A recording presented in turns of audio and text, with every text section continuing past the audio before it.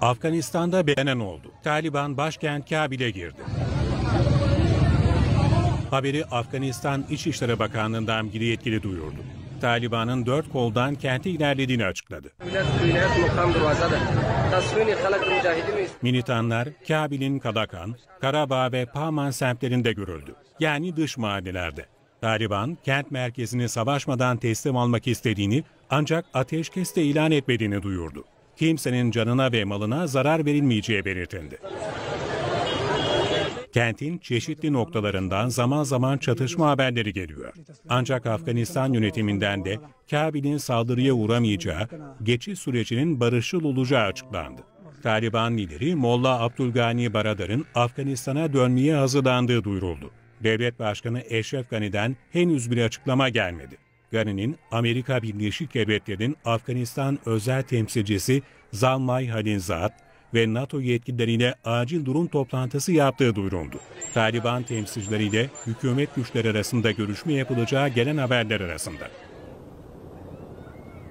Amerikan yönetimi ise diplomatik personelini tahliye ediyor. Büyükelçilik binasından sürekli helikopterler havalanıyor. Operasyon Kabil Havaalanı'ndan yürütülüyor.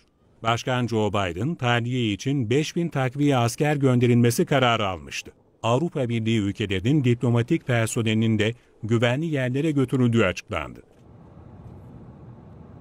Taliban geçen hafta vilayet merkezlerine yönelik yıldırım harekatı başlatmıştı. Amerikan istihbaratı başkent Kabil'e ulaşılmasının 1 ay, kentin alınmasının 3 ay süreceğini öngörüyordu. Ancak Taliban 10 günden kısa sürede başkente ulaştı. Hafta sonu önemli gelişmeler yaşandı. Önce kuzeydeki kentlerin merkezi konumundaki Mezar-ı Şerif, Taliban'ın kontrolüne geçti. Hükümeti destekleyen savaş ağlarından Atta Muhammed Nur'la Raşit Dostum Özbekistan'a kaçtı.